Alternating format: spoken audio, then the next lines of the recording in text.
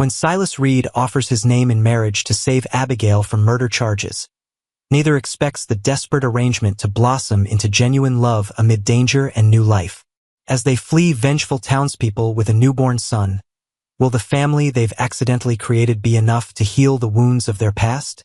Blood trickled down Abigail Porter's temple as she stumbled through the darkening streets of Prosperity, Montana. Behind her, angry voices grew louder.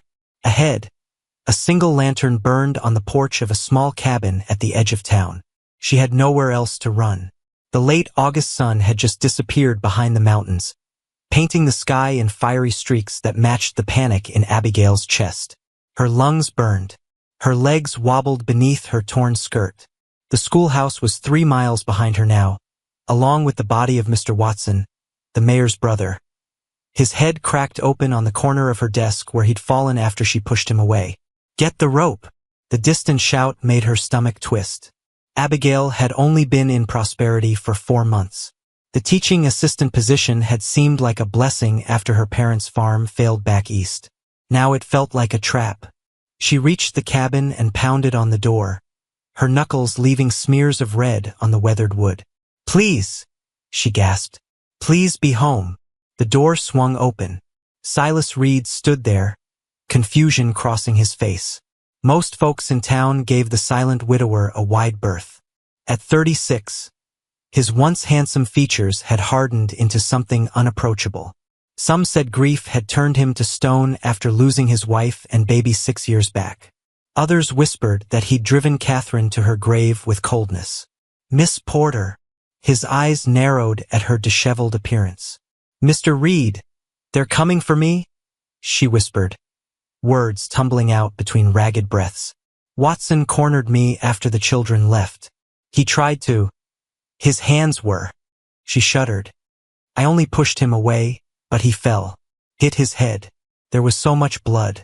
Someone saw me running, and now they're saying I killed him on purpose." Silas stepped onto his porch. In the fading light, he could make out the mob gathering down the main street, lanterns bobbing like fireflies. The sheriff stood among them, his badge catching the light. "Why come to me?" He turned back to her, genuinely puzzled. "Your cabin was closest to the edge of town," she admitted. "And I heard you once stood up to the mine owner when he tried to cheat the men of their pay." Her eyes pleaded with him. "I need help getting to the next town. The stagecoach doesn't come until—" "They'll have riders at every road by now," Silas cut in. "Sheriff Holloway is Watson's brother-in-law." Fresh tears welled in Abigail's eyes. At 24, she'd already weathered more storms than most. Her mother's early death, her father's drinking, the farm foreclosure. But nothing had prepared her for this. "What can I do?" Silas rubbed his bearded chin, mind racing. The mining town had nearly dried up after the silver vein played out 2 years ago. Half the buildings on Main Street stood empty. His own savings were almost gone. But something in the young woman's desperate situation stirred embers he'd thought long cold. "There's only one shield I can offer," he said finally. "My name." "Your name." Her brow furrowed. "Marriage," he clarified. "A wife can't be forced to testify against her husband. And a respected husband's word still carries weight, even with the sheriff." Abigail's mouth fell open. The shouting grew closer. "It needn't be real," Silas added hastily. "Just legal. Once the gossip dies down, you can go your way with enough money for a fresh start." "But why would you? I know what it's like when this town turns on you." Something dark flickered in his eyes. "We need to hurry. Justice Harper lives 2 streets over. He can perform it now before they come looking here." Abigail glanced over her shoulder at the approaching lanterns, then back at the stranger offering impossible salvation. "How long would I need to stay?" 3 months should quiet the talk. By then, Watson's family might accept it was an accident. Silas grabbed his coat from a hook by the door. "Choose quickly, Miss Porter. I'm offering the only protection I can, but I won't force it." For 5 heartbeats, Abigail stood frozen on his porch. Then she straightened her shoulders and wiped blood from her cheek with her sleeve. "Yes," she said, voice steadier than she felt. "I accept your proposal." Silas nodded once, betraying no emotion. He extinguished his porch lantern, then took her elbow, guiding her through his small vegetable garden toward the back path that would circle around to Justice Harper's home. "If anyone asks later," he whispered as they slipped between shadowy buildings. "We've been courting quietly for weeks. You've been giving me reading lessons. Can you read?" Abigail asked, surprised enough to momentarily forget her terror. A ghost of a smile touched Silas's lips. "Well enough. But folks will believe a lonely man might pretend otherwise for a pretty teacher's attention." Abigail felt her cheeks warm despite everything. No one had called her pretty before. Certainly not a man offering marriage, however false the arrangement might be. The justice's house appeared ahead, yellow light spilling from its windows. Silas paused, turning to look at her fully for the first time. "Last chance to run, Miss Porter." In the distance, dogs began to bark. Someone shouted her name. "I'm not running anymore, Mr. Reed." She took a deep breath. "And if we're to be married, perhaps you should call me Abigail." Their eyes held for one moment longer than necessary. Then Silas nodded and knocked on the justice's door. 3 sharp raps that would forever divide Abigail's life into before and after. "Do you, Silas James Reed, take this woman to be your lawfully wedded wife?" Justice Harper's bushy eyebrows lifted so high they nearly disappeared into his nightcap. The elderly man had answered his door in a flannel nightshirt, pocket watch in hand, clearly annoyed by the late interruption. But one look at Abigail's bloodied temple and Silas's grim expression had silenced his complaints. Now the 3 of them stood in Harper's cramped parlor, the only light coming from a sputtering oil lamp that cast giant shadows on the floral wallpaper. Outside, the voices had grown closer. Any minute now, the search party would reach this street. "I do," Silas said firmly, his calloused hand surprisingly gentle as it held Abigail's trembling fingers. "And do you, Abigail Louise Porter?" A heavy knock at the front door cut through the justice's words. Abigail's heart hammered against her ribs. Silas squeezed her hand once, a silent promise. "Finish it," he murmured to Harper. "Quickly." The justice nodded, skipping ahead.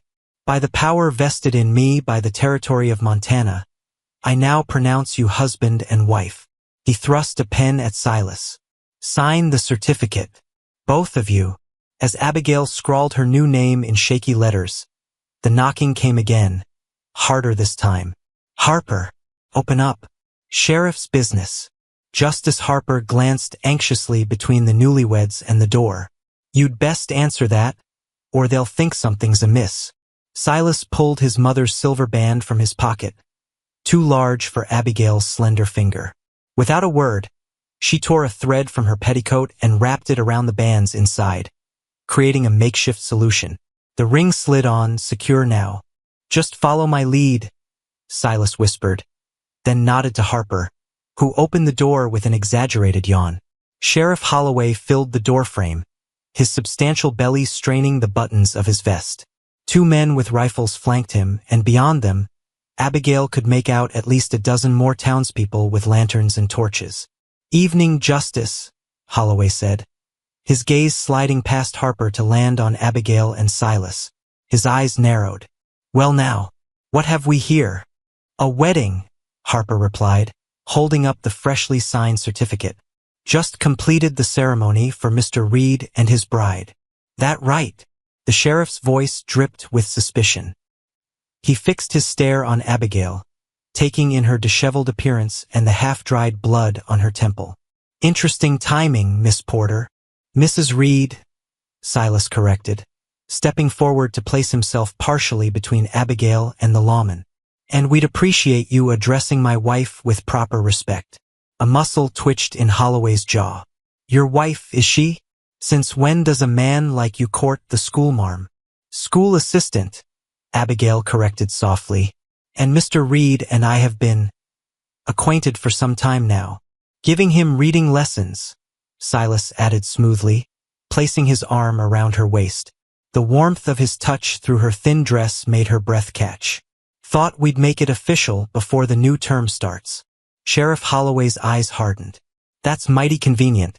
considering Walter Watson was found dead at the schoolhouse not 2 hours ago. Miss Porter was seen fleeing the scene.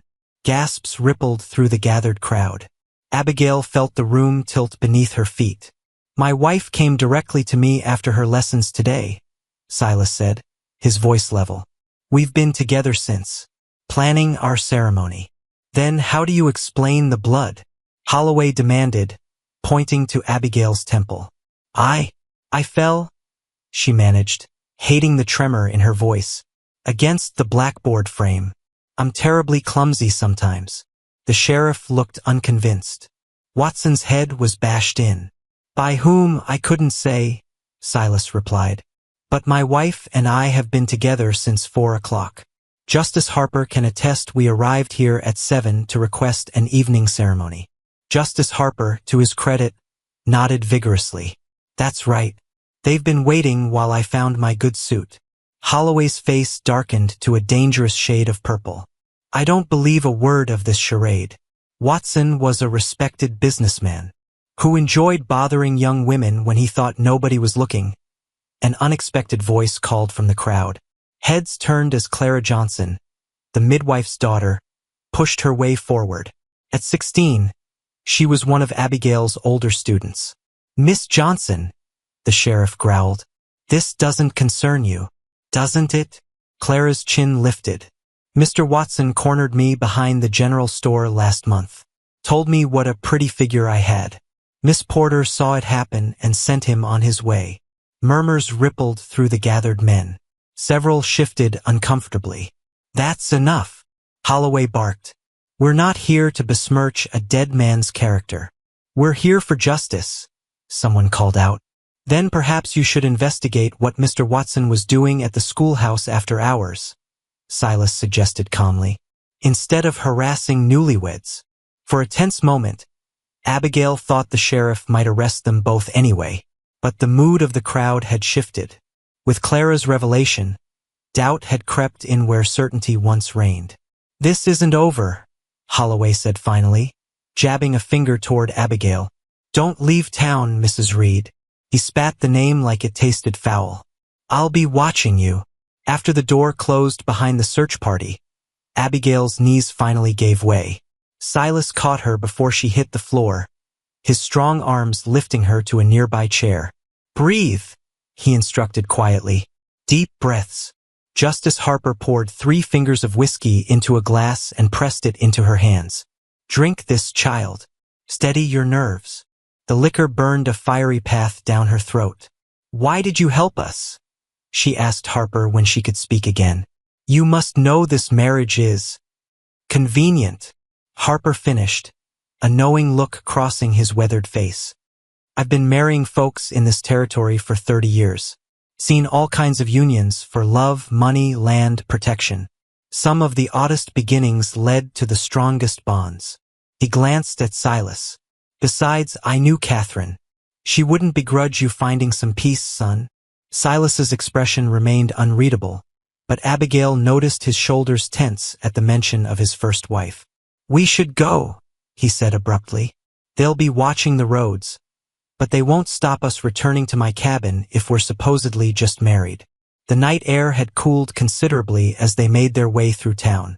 Prosperity had once been bustling, but now half the storefronts stood empty, their windows dark and dusty. The few people still on the streets watched them pass with curious eyes. By morning, every soul in town would know of their sudden marriage. "Will you lose your position at the school?" Silas asked as they turned onto the dirt path leading to his property. "Probably," Abigail admitted. "Married women aren't generally employed as teachers. It's considered inappropriate." "I'm sorry. Don't be. I'm alive because of you." She glanced sideways at him, studying his profile in the moonlight. "Though I don't understand why you would risk yourself this way. You barely know me." Silas was quiet for so long she thought he might not answer. When he finally spoke, his voice was low, almost to himself. 6 years ago, when Catherine died, this town watched me like vultures, waiting to see if I'd drink myself to death or put a bullet in my head. Bitterness edged his words. No one offered help, just judgment. They reached the small cabin. Silas opened the door, gesturing for her to enter first into the simple one-room dwelling. A bed stood in one corner, a cook stove in another. Everything was neat but sparse, like the man himself. "I'll sleep there," he said, pointing to a pallet near the stove. "We can put up a curtain tomorrow for your privacy." The reality of their situation suddenly hit Abigail with full force. She was now legally bound to this stranger, a man whose entire worldly possessions fit into a space smaller than the schoolhouse. A man who had just tied himself to a murder suspect to save her from a lynch mob. "Mr. Reed, Silas," she corrected herself. "I don't know how I can ever repay you for this." He shook his head, already gathering blankets for his makeshift bed. "There's no debt between us. Just an arrangement." He paused, meeting her eyes directly. 3 months. We keep up appearances. Let the gossip die down. Then I'll give you money for passage east, and you can start fresh. "And you?" she asked. "What will you do after?" Something like surprise flickered across his features, as though no one had asked about his plans in a very long time. "Go on as before, I suppose." He gestured vaguely at the room. "This is enough." Abigail wasn't sure if he meant the cabin or the solitary life it represented. Either way, sadness welled in her chest for this man who expected so little from the world. "We should clean that cut," he said, changing the subject as he moved to a shelf and took down a small tin of salve. "If it scars, it might raise questions later." As Silas gently dabbed the medicine on her temple, Abigail closed her eyes. His touch was careful, almost clinical in its precision. Yet something in her responded to the human contact after months of lonely independence. "Thank you," she whispered, opening her eyes to find his face inches from hers. For a heartbeat, something vulnerable passed between them. Recognition of two souls adrift, momentarily moored to the same unlikely dock. Then Silas stepped back, the moment broken as he returned the salve to its shelf. "Get some rest, Mrs. Reed," he said, his voice deliberately formal again. "Tomorrow will bring its own troubles." Abigail nodded, too exhausted to parse the strange twist of emotion his distancing brought. As she laid her head on his pillow, surrounded by the unfamiliar scent of a man she'd just promised her life to, she wondered what sort of marriage they had truly begun, and how either of them would survive its end when the time came. I'll create Acts 3 and 4 with approximately 1,000 words each, following your guidelines for engaging storytelling with accessible language and varied conflicts. Frost patterns like delicate lace decorated the cabin windows when Abigail woke to the sound of chopping wood. October had arrived with bitter cold mornings that stung cheeks and froze breath into small clouds. 3 weeks of marriage to a stranger had passed, each day a careful dance of polite distance. Abigail wrapped a shawl around her shoulders and pushed aside the patchwork curtain they'd hung to divide the small cabin. Silas wasn't there. His blankets lay neatly folded beside the stove that needed feeding. She added wood from the dwindling indoor pile, then peered through the frosted glass. Outside, Silas swung an axe with practiced strokes, his breath visible in the dawn light. Muscles moved beneath his thin shirt despite the cold. For a man who worked at a sawmill, he seemed determined to chop his own wood rather than bring home scraps. The thought hit her suddenly. This man was her husband, yet she knew almost nothing about him. Later, as they shared a simple breakfast of cornmeal mush, Abigail gathered her courage. "The Wilson family asked if I could mend their children's clothes for winter." Her fingers twisted nervously in her lap. "I told them I would." Silas looked up, spoon paused halfway to his mouth. "You needn't ask my permission." "I'm not asking permission. I'm telling you I'll be earning money." She met his eyes directly. "For when I leave." Something flickered across his face, relief? Disappointment? But he simply nodded and returned to his breakfast. "The mill foreman cut wages again yesterday," he said after a long silence. "Said lumber prices are down. Will it be enough? For us to?" She stopped, not sure how to finish. They weren't truly an us, just two people bound by a temporary arrangement and a legal document. "We'll manage." His tone closed the subject. That afternoon, while Silas was at work, Sheriff Holloway appeared at their door. Abigail's heart jumped into her throat when she saw his hulking figure through the window. Mrs. Reed. His greeting held mock politeness. Settling into married life, I see. What can I help you with, Sheriff? She didn't invite him inside. Just checking that you're honoring my instruction not to leave town. He peered past her into the cabin. Though I wonder if perhaps you've been considering it. We have no plans to leave Prosperity. The lie came easily. My husband has steady work at the mill. Holloway's lips curved into an unpleasant smile. Interesting you should mention that. I was just speaking with Mr. Donovan. Seems the mill might be closing after Christmas. Not enough business. He watched her reaction carefully. What will you and Reed do then, I wonder? We'll manage, she echoed Silas's words from breakfast, clutching the doorframe to hide her trembling hands. Watson's brother still believes you killed Walter deliberately. The sheriff adjusted his hat. Man's consumed by it. Keeps asking questions about you around town. It was an accident. Perhaps. Holloway's eyes narrowed. Though I've been thinking, why would a respected teacher's assistant flee the scene if it was truly an accident? Why not call for help? Abigail's mouth went dry. I panicked and ran straight to Silas Reed's cabin, a man you supposedly had been secretly courting. He shook his head. Mighty convenient. Will there be anything else, Sheriff? Ice edged her words. Not today, Mrs. Reed. Give my regards to your husband. He tipped his hat and turned to leave, then paused. Oh, one more thing. Found something interesting at the schoolhouse yesterday. A button. Fine mother of pearl. Found it near Watson's body. He pulled it from his pocket, rolling it between his fingers. Wouldn't happen to be from your dress, would it? Abigail's hand instinctively touched her blue dress hanging behind the door, missing its third button. Many women have pearl buttons, Sheriff. Indeed they do. He pocketed it again. Good day, Mrs. Reed. When Silas returned that evening, Abigail was crying over a pot of bean soup. The sheriff's visit had shaken her more than she wanted to admit. What happened? Alarm replaced his usual reserve as he crossed to her side. Between sobs, she told him about Holloway's visit, the mill closing, Watson's brother, and the button. He's building a case against me, she finished, wiping tears with her apron. And we'll both be without means after Christmas. Silas's jaw tightened. He ran a hand through his hair, thinking. 3 months, I promised you. That takes us to the end of November. I have some savings. Not much, but enough to get you away from here before the mill closes. And leave you with nothing? She shook her head. I can't do that. The arrangement was clear from the start. The arrangement didn't account for you losing your livelihood on my behalf. Abigail squared her shoulders, decision forming. I know how to cook, clean, and sew.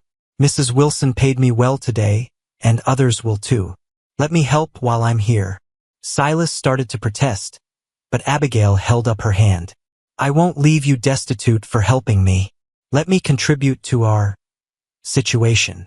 After a long moment, he nodded once. As you wish. By November's end, a strange rhythm had developed between them. Abigail's sewing brought in steady income. Silas brought home smaller wages but supplemented with game from weekend hunting trips. Their small table often held her mending work alongside his carved wooden figures, a hobby she discovered he enjoyed but rarely mentioned. These are beautiful, she said one evening, examining a delicate wooden bird. You have real talent. Just passes the time, he mumbled, though pleasure flickered in his eyes at her praise. The 3-month mark came and went without mention from either of them. The promised departure date hung between them, unspoken but ever present. Then came the night of the first heavy snow, when Silas returned from the mill pale and sweating despite the cold. His cough, always present from years of sawdust, had deepened into something that rattled his chest with each breath. Just need rest, he insisted, waving off her concern. But by midnight, fever gripped him. Abigail placed cool cloths on his forehead as he tossed on his pallet, muttering Catherine's name in his delirium. Don't go, he pleaded to ghosts only he could see. Don't leave me alone again. Abigail held his hand through the worst of it, whispering reassurances. By dawn, the fever had broken, leaving him weak but lucid. "You stayed," he murmured, confusion in his eyes. "Of course I stayed." She squeezed his hand. "Rest now." Later, as weak December sunlight filtered through frost-covered windows, Silas watched Abigail move about the cabin, preparing broth for him and organizing her sewing work for the day. "You should have gone," he said finally. "The 3 months are up." Abigail paused, needle halfway through mending his work shirt. "I know. Why didn't you?" She considered her answer carefully. "The mill is closing. You're ill. Winter has come early. All practical reasons to delay." "Practical," he repeated, something like disappointment in his voice. "And perhaps," she hesitated, suddenly shy, "perhaps I've grown accustomed to our arrangement." A ghost of a smile touched his lips. "As have I." That evening, as they sat in comfortable silence by the stove, a pounding at the door shattered their peace. Silas rose unsteadily to answer it, still weak from his illness. Clara Johnson stood on their doorstep, snow dusting her dark hair, her eyes wide with fear. "They're coming," she gasped. "Watson's brother has convinced half the town you two conspired to kill Walter. Sheriffs deputized 6 men. She clutched Abigail's arm. "They're coming tonight." The night exploded into frantic activity. Clara's warning left them mere minutes to gather essentials. Outside, a winter storm whipped snow into blinding sheets, both danger and salvation in its fury. "The back trail through Pine Ridge," Silas decided, shoving provisions into a sack. "If we move quickly, the snow will cover our tracks." "You're still weak from fever," Abigail protested, even as she rolled blankets tight. "I'm strong enough." His eyes met hers with sudden intensity. "I won't let them take you." Clara helped bundle Abigail into an extra coat.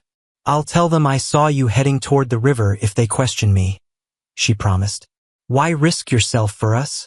Abigail asked, squeezing the girl's hands. "You stood up for me when Watson bothered me. No one else ever did." Clara's young face showed wisdom beyond her years. "Besides, everyone sees how you two look at each other. It's not just an arrangement anymore, is it?" Before Abigail could respond, men's voices carried through the howling wind. Lantern light bobbed in the distance. "Go now," Clara urged, slipping out the back door. "I'll delay them." They fled into the storm, Silas leading with a small lantern dimmed to bare necessity. The wind stole their breath and numbed their faces as they struggled through drifts already knee-deep. Behind them, angry shouts faded into the white noise of the blizzard. "Where are we going?" Abigail called over the wind, clutching Silas's arm as they navigated the narrow forest trail. "Miller's abandoned hunting cabin," he shouted back. 5 miles up. No one's used it in years. The journey became a nightmare of cold and exhaustion. Twice Silas stumbled, his recent illness sapping his strength. Each time, Abigail helped him rise, her slender frame somehow finding reserves of power neither knew she possessed. After what felt like hours, a small structure materialized from the swirling white. The cabin was little more than a shack, its roof partially collapsed in one corner, but its walls blocked the savage wind. Inside, Silas immediately began clearing debris from the small stone fireplace. His hands shook with cold and fatigue as he struck flint to steel, coaxing precious flames from tinder. Abigail hung their snow-soaked outer garments near the growing fire, then wrapped them both in the dry blankets they'd carried. Huddled together for warmth, they listened to the storm howl its fury around their fragile shelter. "They'll never find us in this," she said, hope warming her voice. "By morning, our tracks will be gone." "By morning, we'll need to push on north," Silas replied, practicality tempering her optimism. "This storm gives us time, not safety." As the cabin slowly warmed, Abigail noticed a wooden box protruding from rubble in the corner. Curiosity drew her to investigate. Inside lay hunting supplies, badly deteriorated, and something unexpected, a journal. "Look," she said, carefully opening the weather-stained book. dated 1879. Silas joined her, peering over her shoulder at the faded handwriting. Trapper's record, he noted, might have maps. They examined the journal together, finding indeed a crude map showing mountain passes and trails. More interesting, however, were the personal entries chronicling the lonely man's thoughts during isolated winter months. Listen to this, Abigail read aloud. December 15th. Storm lasted 3 days. Thought I might lose my mind from solitude.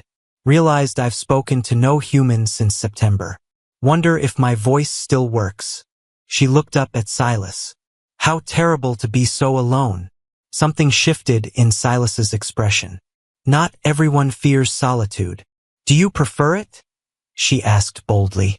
Being alone? He stared into the flames. I grew accustomed to it.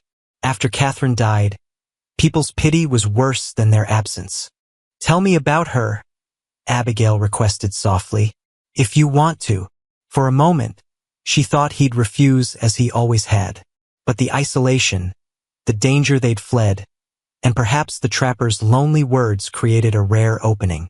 She loved spring flowers, he began hesitantly. Would fill our cabin with them until I'd sneeze from morning till night. A small smile touched his lips at the memory. She was gentle but stubborn, wanted children desperately. His voice thickened. When she got with child, she was happier than I'd ever seen her. Abigail placed her hand atop his. What happened? Difficult birth. The baby came wrong. Neither survived. His words fell like stones. The doctor said there was nothing to be done, but I've always wondered if I'd gotten help sooner. You can't blame yourself, Abigail whispered. Who else? Bitterness edged his voice. I was her husband. My duty was to protect her. Like you're protecting me now? The parallel hadn't escaped her. Silas looked at her then, really looked at her, perhaps for the first time. This is different. Is it? She held his gaze. You offered your name to shield me. You risked your reputation, your livelihood. Now you're risking your life. Her heart pounded as she dared continue. Why, Silas? Our arrangement was for 3 months. That time has passed. He reached out slowly, brushing a strand of hair from her face with calloused fingers. Perhaps I'm not ready for it to end. The confession hung between them, changing everything and nothing. Before Abigail could respond, Silas suddenly tensed, his hand dropping away. Did you hear that? She listened, hearing only the storm's rage. Then, barely audible, a sound that didn't belong. A dog's bark. They've tracked us, Silas whispered, urgency replacing tenderness. We need to move. Now. They hastily gathered their belongings, but as Silas reached for the door, Abigail clutched her middle with a sudden gasp of pain. What's wrong? Alarm filled his voice. Another cramp seized her, stronger than the first. Horror dawned as she recognized what was happening, what she'd been denying for weeks. Silas, she managed, meeting his concerned gaze with terror in her own. There's something I haven't told you. Understanding transformed his features as her hands remained protectively over her abdomen. Before he could respond, the cabin door shuddered under a heavy blow. Reed, Sheriff Holloway's voice cut through the storm. We know you're in there. Open up or we'll break it down. Silas looked from the door to Abigail, trapped between present danger and the shocking revelation. In that moment, something fierce and protective flared in his eyes. Stay behind me, he commanded softly, positioning himself between her and the door. Then louder, What do you want, Holloway? Justice for Walter Watson, came the reply. Send out the woman and you can walk away from this. Silas's hand found Abigail's and squeezed once. That's not going to happen, he called back. She's my wife. In name only. Holloway laughed harshly. Everyone knows it was a sham to protect her. Not anymore, Silas replied, his voice steady as he held Abigail's gaze. And I protect what's mine. The door splintered under renewed assault. As it began to give way, Silas pulled Abigail toward the cabin's back wall. There's another way out, he whispered, pushing aside a rotting cupboard to reveal a small door, clearly the trapper's emergency exit. It leads to a ravine. Can you make it? She nodded, though fear gripped her heart, fear for herself, for the child she carried, and most surprisingly, for this man who had become more than a convenient protector. As the front door finally burst open, admitting swirling snow and angry men, Silas and Abigail slipped through the hidden exit into the raging storm. Their future uncertain, their path dangerous, but for the first time, truly facing it together. I'll create Acts 5 and 6 with approximately 1,200 words each, following your guidelines for engaging storytelling with accessible language and varied conflicts. Blood stained the snow where Silas fell. One moment he had been guiding Abigail down the ravine, and the next, a gunshot echoed through the swirling whiteness. She screamed as he collapsed, clutching his shoulder. "Keep moving," he gasped, struggling to his feet. "Don't stop." Behind them, shouts and barking dogs drove them deeper into the storm. The blizzard that had seemed so threatening now became their shield, swallowing their tracks almost as quickly as they made them.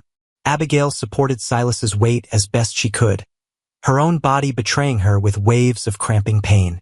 Each step became a battle against nature, against pursuers, against their own failing strength.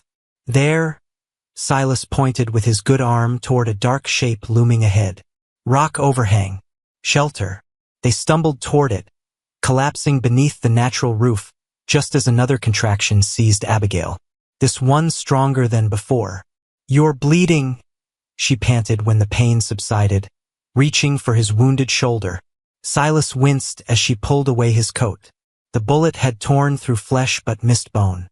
"Through and through," he muttered. Lucky. Lucky seemed the wrong word for their situation. Trapped in a deadly storm, hunted by armed men, miles from civilization, with Silas shot and Abigail facing a possible miscarriage. Yet they were alive, together, hidden for the moment. Using strips torn from her petticoat, Abigail bound Silas's wound as tightly as she dared. Her fingers worked automatically while her mind raced with the greater problem they faced. "When?" Silas asked quietly, nodding toward her middle. She couldn't meet his eyes. "Before I came to you, that night, Watson didn't just try. He succeeded." Shame colored her voice. "I didn't know until recently. I thought the sickness was fear, and then later, when I began to suspect, I told myself it couldn't be possible." Silas absorbed this information with an unreadable expression. "Why didn't you tell me? How could I?" The words burst from her. "You offered me your name, your protection, not this burden." Her hand covered her belly protectively despite her words. "I planned to be gone before it became obvious, to spare you the scandal." The silence stretched between them, filled only by the howling wind and occasional distant shouts, now growing fainter as the storm drove their pursuers back. "Rest," Silas finally said, his tone carefully neutral. "We'll need to move again at first light." Huddled together for warmth under their remaining blanket, neither slept. Abigail's discomfort increased as the night wore on, but the severe cramping gradually eased. By dawn, she realized with mixed emotions that she hadn't lost the child after all. The storm broke with the sunrise, revealing a transformed world of pristine white stretching in all directions. No sign remained of their tracks or their pursuers. "Where will we go?" Abigail asked, helping Silas stand. His face had taken on a grayish pallor, his wound clearly causing more pain than he admitted. "North," he decided after studying the clearing sky. "My cousin Isaac has a place near the Canadian border. 3 days' journey in good weather." 3 days. She eyed his injury doubtfully. "Your shoulder." "We'll have to manage," he interrupted. "We have no choice." They set off through knee-deep snow, each step an effort. Silas led silently, his jaw set against pain. Abigail followed, watching him with growing concern.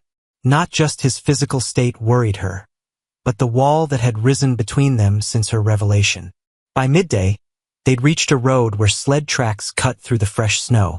"Logging route," Silas explained. "Easier walking, but riskier." They followed it cautiously, ready to dive into the forest at the first sign of company. Around a bend, they discovered an unexpected blessing, a small shed used for storing logging equipment. Inside, they found basic tools, a pile of burlap sacks that could serve as bedding, and most precious of all, matches and dry firewood. "We'll rest here," Silas decided, already gathering wood for a fire. "One night. You need proper rest." Abigail wanted to argue that he needed rest more, but his tone discouraged debate. While he built a fire, she fashioned a more proper bandage for his shoulder using items from their pack and cloth from the burlap sacks. "Let me check your wound," she requested when warmth began filling the small space. Silas sat stiffly as she unwrapped the blood-soaked bandage. The edges of the bullet holes had turned an angry red, heat radiating from the surrounding skin. "It's infected," she said, unable to keep worry from her voice. "I've had worse," he replied, though they both knew it for a lie. As night fell, Silas's condition deteriorated. Fever set in, bringing with it restless sleep and occasional delirium. Abigail bathed his forehead with melted snow, feeling utterly helpless as his temperature climbed. "Catherine," he murmured, eyes unfocused. "I'm sorry. So sorry I couldn't save you." "Shoo," Abigail soothed, fighting unexpected jealousy at hearing another woman's name on his lips. "Rest now. The baby," he continued, clearly lost in the past. "Our little girl." Abigail froze. "Girl?" she whispered. He'd never mentioned the gender of his lost child before. "So tiny," he rambled. "Perfect fingers, perfect toes. They wouldn't let me hold her. Said it would only make it worse." Tears leaked from the corners of his eyes. How could anything be worse? Compassion overcame jealousy as Abigail realized he'd never properly mourned his child, never even held her. "I'm sorry, Silas," she whispered, her own tears falling. "I'm so sorry." Mourning brought no improvement. Silas could barely stand, yet insisted they continue northward. "You'll kill yourself trying," Abigail argued, blocking the door. "We need to find help." "There's no help for us?" he shot back, frustration making his voice sharp. "Every town, every settlement will have heard about us by now. We're fugitives." "Because of me," she said quietly. "Because you tried to protect me. I made my choice." His eyes softened briefly before hardening again. "Just as you made yours not to tell me about the child." The accusation hung between them, raw and painful. "I was afraid," she admitted finally. "Afraid you'd turn me away if you knew." "Is that what you think of me?" Real hurt crossed his face. "That I'd abandon a woman carrying an innocent child?" "I don't know what to think," she cried. "I barely know you, Silas Reed. We've lived together for months, yet you've shared almost nothing of yourself. You're a stranger who gave me his name but never his trust." Her words struck home. Silas sank onto the makeshift bed, strength deserting him. "And you've given me neither," he replied quietly. "Just pieces of truth when circumstances forced them from you." They stared at each other across the small shed, the gulf between them suddenly vast despite their shared danger. Shared space, shared name.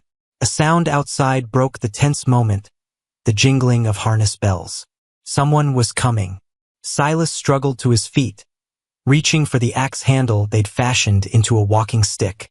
Abigail pressed her ear to the rough wooden wall. "A sleigh," she whispered. "Single horse from the sound." "Hide," Silas ordered, positioning himself near the door. Instead, Abigail peered through a crack between boards. A small sleigh approached, driven by a woman bundled in furs. No men, no dogs, no weapons visible. "It's an older woman," she reported. "Alone. Could be a trap. Or Providence." Decision crystallized in Abigail's mind. "You need medical attention. Without it, you'll die before we reach your cousin." "Abigail," he began warningly. "I won't watch you die for me." The words erupted with unexpected force. "Not for me, and not for this child." Before he could stop her, she pushed past him and stepped outside, waving her arms to attract the driver's attention. The sleigh slowed, then stopped. The fur-wrapped figure regarded Abigail warily. "Please," Abigail called. stepping forward with empty hands visible. "My husband is wounded. He needs help." The woman studied her for a long moment, then glanced past her to where Silas now leaned heavily in the doorway, fever-bright eyes watching the exchange. "Gunshot?" the woman asked calmly, her voice carrying a hint of Norwegian accent. Abigail nodded, not trusting herself to speak. "And you are running from those who shot him, yes?" The woman's shrewd gaze took in their disheveled appearance. Another nod. The woman clicked her tongue thoughtfully. "I have no love for men with guns," she said finally. "And my grandmother was a healer. Get in. Both of you." Widow Jensen's farm huddled against the elements like an old woman drawing a shawl tight. The main house, barn, and chicken coop formed a protective circle, with sturdy log walls and deeply pitched roofs designed to shed Montana's heavy snows. Smoke curled invitingly from the stone chimney as the sleigh approached. "My husband built this place 30 years ago," the widow explained as she helped Abigail support Silas toward the house. "Lars knew how to build things that last." Inside, warmth enveloped them like a blessing. The single large room combined kitchen, dining, and living areas with a staircase leading to unseen sleeping quarters above. Every surface glowed with well-worn cleanliness, polished wood, gleaming copper, crisp linens. "Bring him here," Mrs. Jensen directed, indicating a daybed near the wood stove. "Then fetch my medicine box from that shelf." Abigail helped Silas lie down, alarmed by the heat radiating from his body and the unfocused glaze in his eyes. He'd barely spoken during the sleigh ride, conserving his dwindling strength. The widow unwrapped Abigail's makeshift bandage with practiced hands. "Bad," she pronounced, examining the inflamed wound, "but not hopeless." For the next hour, the older woman worked methodically, cleaning the bullet wound's front and back, applying foul-smelling poultices, and finally wrapping Silas's shoulder with clean bandages. Throughout the procedure, Silas remained conscious but detached, responding to directions but saying nothing beyond necessity. "Fever must break before we can say if he'll mend," Mrs. Jensen stated, washing blood from her hands. "Now, girl, your turn." "I'm not injured," Abigail protested. "Not what I meant." The widow's gaze dropped meaningfully to Abigail's midsection. "How many months?" Heat flooded Abigail's face. "3, I think." "Sit. Eat." Mrs. Jensen pushed a bowl of stew into her hands. "The baby needs strength even if you don't care for yourself." As she ate, Abigail found herself telling their story, or pieces of it, carefully edited to protect both their dignities. She explained they were married, traveling north to family, caught in the storm, and attacked by robbers who'd shot Silas. Close enough to truth without revealing their fugitive status. The widow listened without interruption, her weathered face revealing nothing. When Abigail finished, Mrs. Jensen merely nodded. "Rest tonight. Tomorrow is soon enough for decisions." That night, Abigail slept fitfully in a chair beside Silas's bed, waking whenever he stirred or moaned in his fever dreams. Near dawn, his thrashing grew more violent. "No," he muttered, pushing at invisible hands. "Won't let you take her. Not her too." "Silas?" Abigail whispered, wiping his forehead with a cool cloth. "I'm here. You're safe." His eyes flew open, focusing on her face with startling clarity. "Abigail." He clutched her hand with surprising strength. "Promise me." "Promise what?" "If I don't survive this." "Don't say that," she interrupted, tears threatening. "Promise you'll keep going," he continued, ignoring her protest. "Get to Isaac's farm. Tell him I sent you. He'll help you and the child." "We'll go together," she insisted. "You just need to rest and heal." Silas's grip tightened. "Promise me. The child deserves a chance at life." Something in his intensity made her nod. "I promise." Seemingly satisfied, he released her hand and closed his eyes, slipping back into uneasy sleep. Mrs. Jensen found Abigail still watching over him at breakfast time. "You care for this man," she observed, handing her a cup of strong coffee. "He's my husband," Abigail replied automatically. "That's not what I asked." The widow's eyes held ancient female wisdom. Many wives don't care for their husbands, and many who care aren't wives. Abigail stared into her coffee, seeing her own confusion reflected in its dark surface. What did she feel for Silas Reed? Gratitude, certainly. Respect for his sacrifice. But something else had grown during their months together, something she'd been afraid to name. It's complicated, she finally said. Life usually is. Mrs. Jensen nodded toward Silas. His fever broke an hour ago.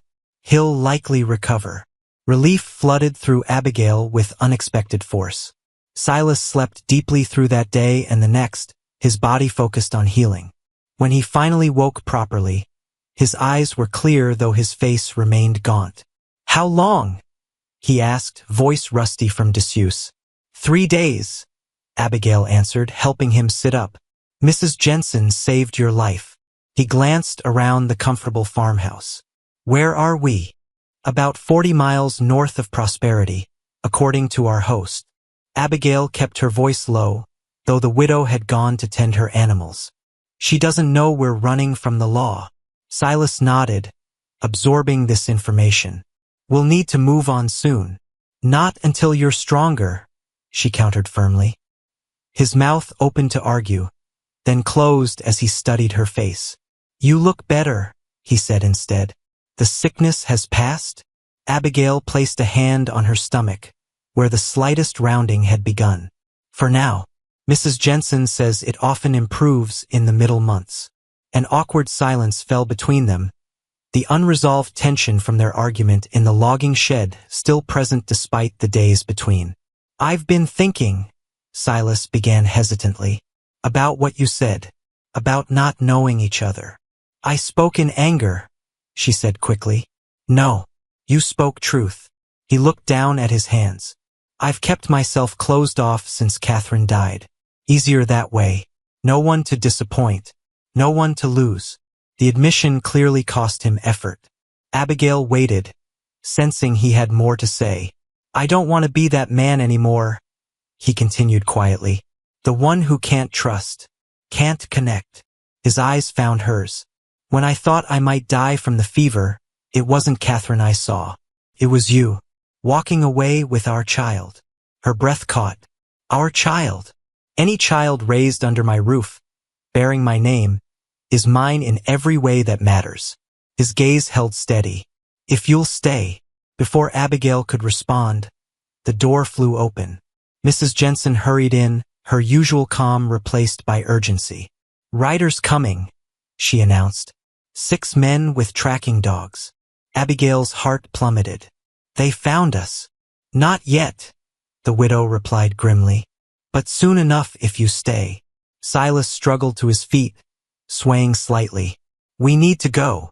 You can barely stand, Abigail protested. There's no time to argue, Mrs. Jensen interrupted, already gathering supplies into a pack. My root cellar has a tunnel. Lars built it during the Indian Troubles, leads to the creek bed half a mile back. Follow the water north until you reach the old trapper's cabin. You'll find supplies there. Why are you helping us? Silas asked, allowing Abigail to help him into his coat. The widow's eyes hardened. 20 years ago, a posse came through here hunting a young Blackfoot boy accused of stealing horses. Lars hid him in that same tunnel while I served coffee to his pursuers. They hung that boy when they caught him 3 days later. She thrust the packed bag into Abigail's hands.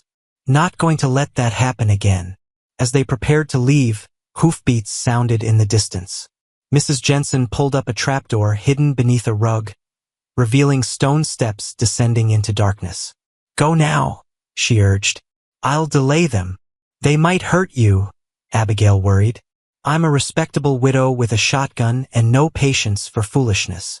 The older woman smiled grimly. They'll mind their manners. Impulsively, Abigail hugged her. Thank you for everything. Silas extended his good hand to the widow. We owe you a debt we can't repay. Then don't try, Mrs. Jensen replied.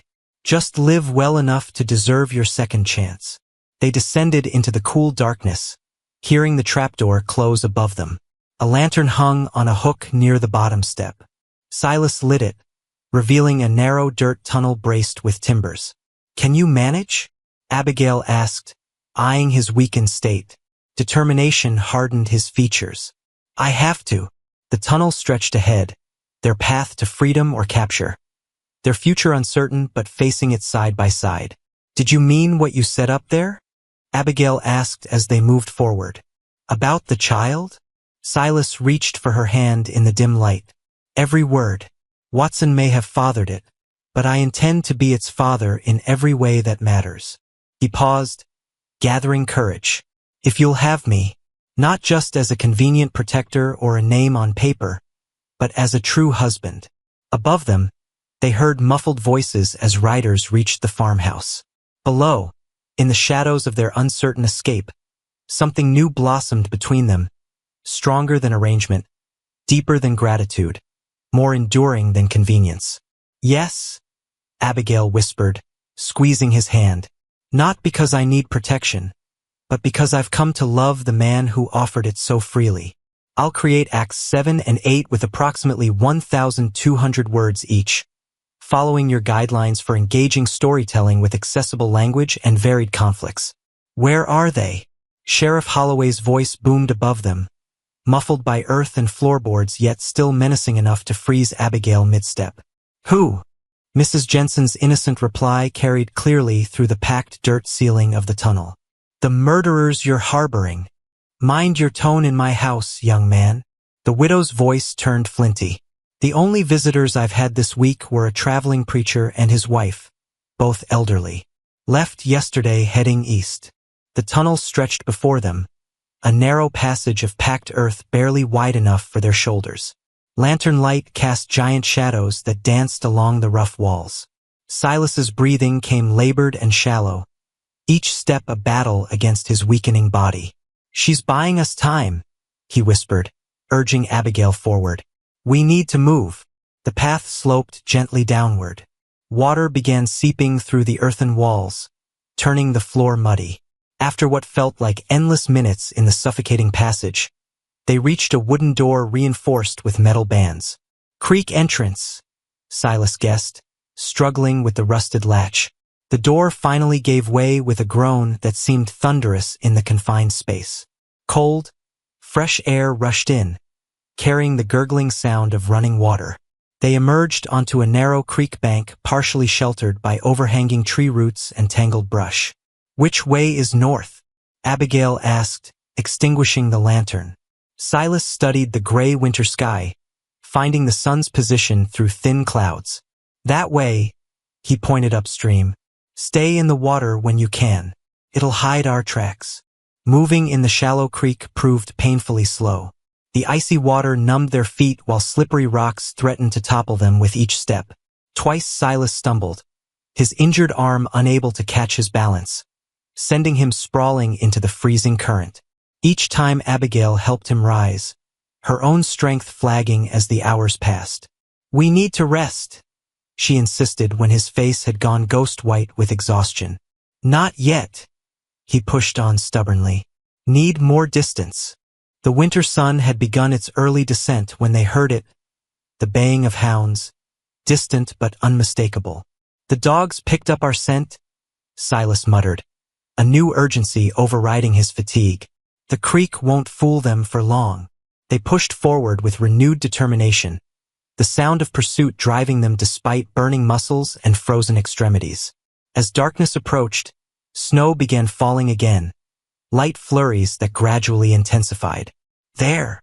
Abigail spotted it first, a small structure nestled among pines ahead. The trapper's cabin. Unlike the decrepit shelter they'd found during the blizzard, this cabin stood solid and well-maintained. A padlock secured the door, but Silas found the key beneath a hollow log as Mrs. Jensen had instructed. Inside, the single room offered simple comforts: a stone fireplace, wooden bunk with straw mattress, table with 2 chairs, and shelves stocked with preserved food and supplies. Most precious of all, dry firewood stacked neatly beside the hearth. Abigail immediately set about building a fire while Silas secured the door and shuttered the single window. The dogs' barking had faded. Whether thrown off by the creek or delayed by the increasing snowfall, they couldn't be sure. We may have lost them, Silas said cautiously, sinking onto the bunk, his remaining strength finally deserting him. For tonight at least, Abigail agreed, coaxing flames from kindling.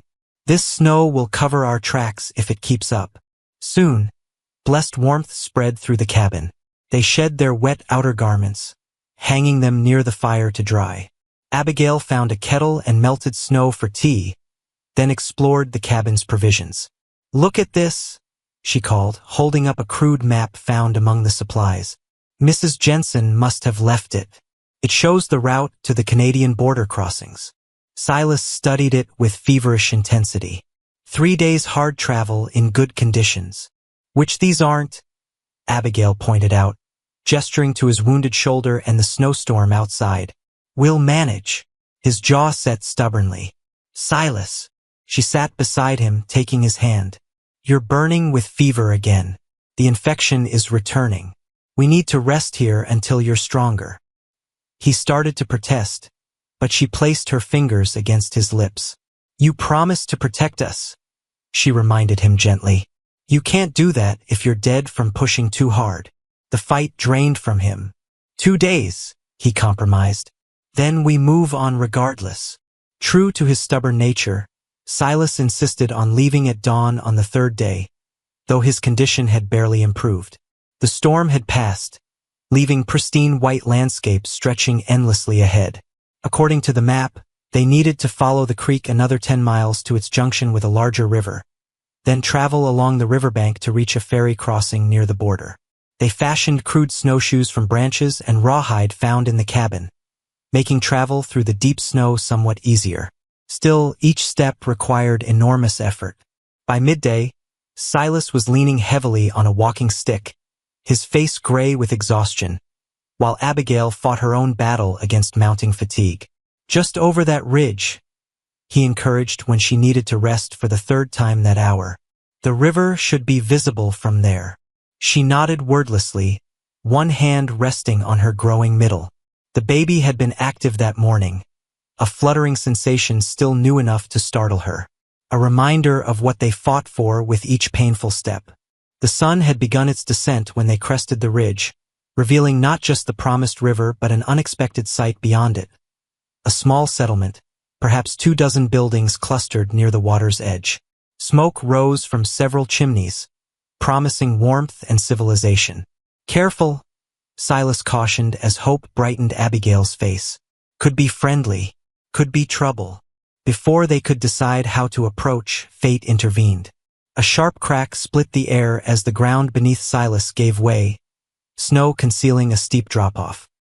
He vanished with barely a shout, tumbling down the embankment in a shower of snow and loose rocks. Silas! Abigail screamed, scrambling carefully toward the edge. He lay 30 feet below, motionless on the frozen ground. Fresh blood stained the snow beneath his injured shoulder. Despite her awkward snowshoes and growing belly, Abigail picked her way down the slope, slipping and sliding until she reached him. To her immense relief, he groaned when she touched his face. My leg, he mumbled, trying to sit up. Think it's broken. She helped him into a sitting position, confirming his assessment. His right leg bent at an unnatural angle just below the knee, the broken bone thankfully not piercing the skin. I need to get help, she said, glancing toward the distant settlement. No. His hand clutched her arm with surprising strength. Too dangerous. People talk. Word spreads. You'll die out here, she argued, tears freezing on her cheeks. I won't let that happen. Better me than you, he whispered, fever making his eyes unnaturally bright. No, not better, not acceptable. She stood, decision made. I'll bring help back. Trust me, Silas. Before he could protest further, she began making her way toward the settlement, her snowshoes leaving distinctive tracks in the pristine white powder. The sun touched the horizon as she approached the first buildings, casting long blue shadows across her path. The settlement proved to be a small trading post, primarily a general store, saloon, stable, and handful of cabins clustered around a central square. Few people moved about in the bitter cold, but smoke rose cheerfully from the chimney of the largest building, marked with a faded sign, Larson's General Merchandise and Post. Taking a deep breath, Abigail pushed open the door. Warmth and the smell of coffee enveloped her. 3 men seated near a pot-bellied stove turned to stare at her unexpected entrance, conversation dying mid-sentence. Behind a counter, an older man with spectacles perched on his nose regarded her with surprise. "Help?" she managed, her frozen lips struggling to form words. "My husband. He's hurt." One of the men, younger than the others, with a kind face beneath his beard, immediately stood. "Where is he, ma'am?" "Ridge overlooking the river," she pointed vaguely. "Fell. Broken leg. Fever." "Jonas, fetch the sled," the shopkeeper ordered. "Ethan, get Doc Winters." Within minutes, a rescue party organized itself. Abigail found herself wrapped in a warm blanket, a cup of hot coffee pressed into her trembling hands, as 4 men prepared to follow her tracks back to Silas. "What brings you folks out here this time of year?" the shopkeeper asked conversationally as they waited for the sled to be readied. Abigail hesitated, remembering Silas's fear. "Traveling to family in Canada," she said carefully. "My husband's cousin has a farm near the border." "Long journey for a lady in your condition," he observed, nodding toward her midsection. "Necessary journey," she replied, offering no elaboration. Something in her tone discouraged further questions. When the rescue party signaled readiness, Abigail moved to join them, but the kind-faced younger man, Jonas, stopped her. "Best you wait here, ma'am. We'll bring your husband back safe." Too exhausted to argue, she nodded grateful acceptance. An hour later, the shopkeeper's wife had settled Abigail in a small back room warmed by the store's main chimney. She dozed fitfully until shouting outside announced the rescue party's return. Men carried Silas in, his face alarmingly pale against the blood and dirt. A white-haired man directed them to place him on a table. "I'm Doc Winters," he introduced himself to Abigail.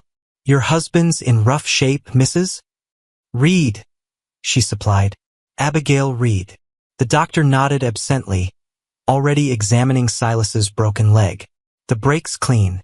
Shoulders infected something fierce, though." He glanced at her worried face. "I need to set the bone and clean that wound properly. It'll be painful. Perhaps you'd prefer to wait outside."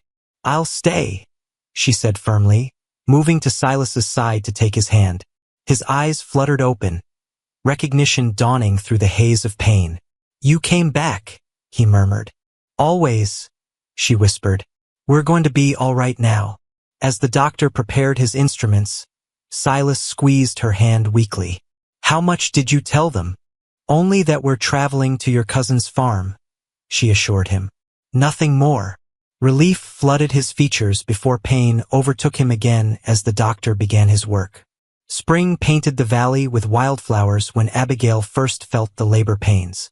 9 months to the day since that terrible night with Watson, though she preferred to mark time differently now. 5 months since Silas had offered his name, for since they'd fled prosperity. 3 since they'd found this peaceful place to heal and prepare. The trading post community of Riverview had become an unexpected haven. After Silas's injuries healed enough for travel, they'd asked directions to his cousin's farm, only to discover Isaac Reed had sold his property 2 years earlier and moved farther north into Canada proper. With no specific destination remaining and Abigail's condition advancing, they'd accepted the shopkeeper's offer to rent a small vacant cabin on the settlement's edge. Winter had made further travel impractical anyway, and by the time spring arrived, they'd put down tentative roots. Silas found work at the sawmill across the river, his experience valuable despite his still healing leg that would likely always carry a slight limp. Abigail took in sewing and helped the shopkeeper's wife with bookkeeping, her neat handwriting and quick mind with figures earning respect in the small community. No one asked too many questions about their past. Frontier settlements attracted people seeking fresh starts, and respectful discretion was an unwritten rule. They were simply Mr. and Mrs. Reed, hard-working newcomers expecting their first child. Now that child was coming, announcing its imminent arrival with waves of pain that left Abigail breathless. "It's time," she told Silas when he returned from work that evening, finding her leaning against the table, face contorted. Fear and determination battled across his features as he helped her to their bed, then ran for Martha Larson, the shopkeeper's wife who had assisted at many births before. The labor proved long and difficult. Through the night and into the following day, Abigail fought to bring this new life into the world.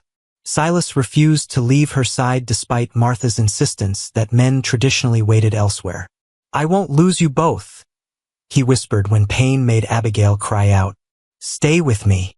As afternoon shadows lengthened, her strength began failing. The baby remained stubbornly lodged despite hours of pushing. Martha's worried face told Silas what the woman wouldn't say aloud. History threatened to repeat itself. "Get the doctor," he ordered, his voice cracking. "Now." "He's across the river," Martha protested. "Won't be back until." "Get him," Silas roared, terror making him fierce. "I don't care if you have to drag him across yourself. Get him here now." While the woman hurried to obey, Silas knelt beside Abigail, taking her hand. "Listen to me," he urged, bringing his face close to hers. "You're the strongest person I've ever known. You survived Watson. You survived the mob. You saved us both in that blizzard and again at Widow Jensen's." "I can't," she whimpered, exhaustion claiming her. "Too tired." "Yes, you can." He squeezed her hand.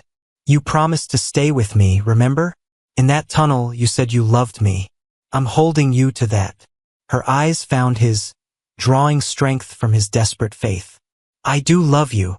"Then fight," he begged. "Fight for us. For our family." The doctor arrived in a flurry of activity, assessing the situation quickly. "The baby's turned wrong," he announced after examining her. "I need to reach in and adjust its position." What followed tested the limits of Abigail's endurance. The pain became unimaginable as the doctor worked to turn the infant. Silas held her through it all, his whispered encouragement her lifeline to consciousness. Then suddenly a shift, a change, and her body knew what to do again. 3 more pushes brought their son into the world, tiny but perfect, announcing his arrival with a lusty cry that brought tears streaming down Silas's face. "A boy," the doctor announced, placing the squirming infant on Abigail's chest. "Strong lungs on that one." Abigail gazed down at the miracle in her arms, red-faced, dark-haired, perfect in every way. Not Watson's child, not a burden or reminder of violence. Her son, their son. "James," she whispered, a name they'd agreed upon weeks earlier. "James Reed." Silas touched the baby's tiny hand with wonder. When the tiny fingers instinctively curled around his calloused thumb, something final and permanent shifted in his heart. "Hello, James," he murmured, voice thick with emotion. "I'm your father." The words held no qualification, no hesitation. In that moment, blood and biology became irrelevant compared to the love already flooding his heart. Summer passed in a blur of adjustment and wonder. James thrived, growing stronger daily. The small cabin expanded with a new room Silas built on evenings and weekends, giving the family more space. Autumn painted the surrounding hills with brilliant color when the letter arrived. Doc Winters handed it to Silas after church one Sunday, explaining it had been forwarded through several post offices before reaching them. "From Montana Territory," the doctor noted. "Thought you might want this privately." Silas stared at the envelope, his heart racing. Only one person in Montana knew their location, Clara Johnson, to whom Abigail had sent a single carefully worded letter months earlier, seeking news. He waited until they returned home, James sleeping peacefully in his cradle, before showing Abigail the letter. "Should we open it?" she asked, fear evident in her voice. "What if they're still looking for us?" "We need to know," he replied simply. With trembling fingers, he broke the seal and unfolded the pages covered in Clara's neat handwriting. "Dear friends," he read aloud, "I pray this finds you well and safe. Much has changed here since your departure. Sheriff Holloway suffered a riding accident 2 months after you left. His replacement reopened investigation into Mr. Watson's death after several women, came forward with similar stories of his unwanted attentions. Abigail gasped, her hand covering her mouth. Silas continued reading. Most significantly, Watson's brother finally admitted on his deathbed that Walter confessed to attacking you. He had kept silent out of family loyalty. The new sheriff has officially ruled the death accidental self-defense, closing the case permanently. Tears streamed down Abigail's face as the weight of fear she'd carried for so long began lifting. There's more, Silas said, scanning ahead. The mill closed as predicted. Many families have moved on. Prosperity is half the size it was. Clara herself has married and moved to Helena. And... He paused, a strange expression crossing his face. Mrs. Jensen sends her regards. Says her cellar door is always open should we ever need shelter again. We're free, Abigail whispered, the realization dawning slowly.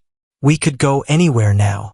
Silas set the letter aside, moving to the window where afternoon sunlight streamed in, illuminating the simple home they'd created. Outside, the small garden she'd planted flourished. Beyond that, the river flowed steadily northward. In the distance, the sawmill where he'd found respect and fair wages hummed with activity. We could, he agreed, turning back to her. But I've been thinking. He crossed to a small carved wooden box on the mantel, his handiwork, created during long winter evenings. From it, he removed something that glinted in the sunlight. I made this, he said, holding out a simple gold band. It's not as fine as a store-bought ring, but I shaped it myself. Confusion crossed Abigail's face. But we're already married. We were married for protection, he corrected gently. For necessity. Now we have choices. He knelt before her, taking her hand. I want to marry you again, Abigail. Not because you need my name as a shield, but because I love you. Because the life we've built together is better than any I could have imagined. Emotion overwhelmed her. This man who had started as her reluctant protector now looked at her with such devotion it stole her breath. Yes, she whispered. 1,000 times, yes. He slipped the ring onto her finger, a perfect fit this time, made with careful measurements taken while she slept. From his cradle, James began to fuss. Abigail lifted him, bringing him to Silas's waiting arms.